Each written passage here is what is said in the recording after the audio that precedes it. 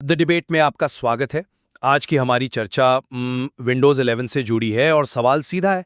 विनायरो ट्वीकर जैसे जो third party tool हैं जो विंडोज़ 11 को बदलने का दावा करते हैं, क्या वे वाकई ज़रूरी हैं या फिर सिस्टम के लिए एक अनावश्यक जोखिम?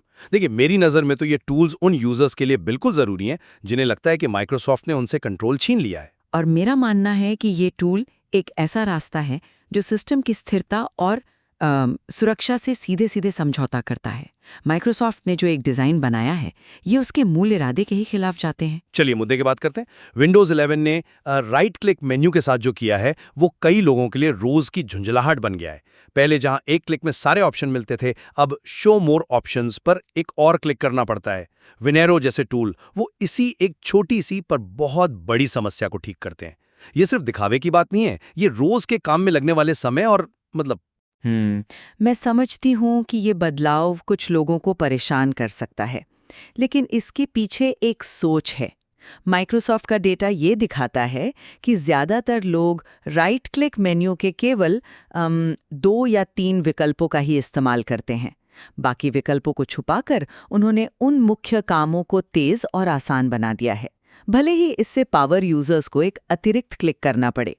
डिज़ाइन को लाखों आम यूजर्स के लिए सरल बनाया गया है, न कि कुछ हजार विशेषज्ञों के लिए। आपने सरलता की बात की और ये ज़रूरी भी है, पर क्या हम इस प्रक्रिया में कार्य क्षमता को पूरी तरह से नज़रअंदाज कर रहे हैं? क्या ये सरलता एक भ्रम नहीं है अगर इसके कारण एक अनुभवी उपयोगकर्ता को अपना काम करने में दुगना समय लगे? ये बहस असल में इस बात को उजागर करती है कि क्या ऑपरेटिंग सिस्टम एक प्रोडक्ट है जिसे कंपनी कंट्रोल करती है या एक टूल है जिस पर यूज़र का पूरा हक होना चाहिए? ये एक अच्छा सवाल है, लेकिन जब यूजर का हक सिस्टम की सुरक्षा को खतरे में डालता है, तो कंपनी की जिम्मेदारी बनती है कि वो एक सुरक्षित दायरा बनाए। विनायरो जैसे टूल सिर्फ मेनू ही नहीं बदलते, वो ऑटोमेटिक अपडेट और टेलीमेट्री को भी बंद करने का विकल्प देते हैं। ऐसा करना तो सीधे सीधे अपने सिस्टम को सुरक्षा खतरों के लिए खुला छोड़ने जैसा है। लेकिन यहीं पर तो नियंत्रण का असली सवाल आता है। विनायरो यूजर्स को विज्ञापनों को बंद करने की ताकत देता है।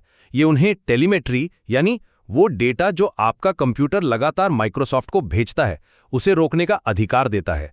ये यूजर की स्वायत्तता का मामला है। स्रोत ये भी बताता है कि सभी बदलावों को एक क्लिक में रीसेट किया जा सकता है।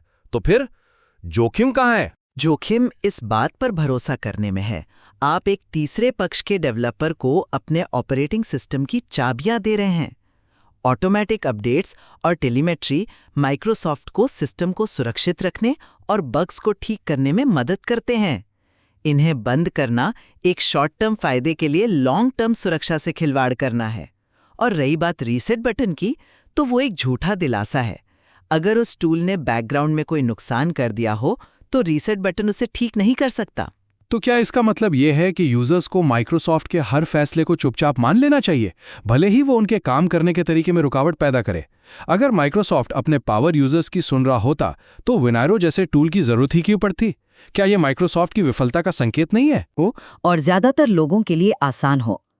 थर्ड पार्टी टूल इस मानकीकृत अनुभव को तोड़ते हैं, जबकि हाँ, अनुकूलन की इच्छा समझ में आती है, लेकिन ऑपरेटिंग सिस्टम के कोर के साथ छेड़छाड़ करना हमेशा एक जोखिम भरा काम रहेगा, चाहे इरादे कितने भी अच्छे क्यों ना हों।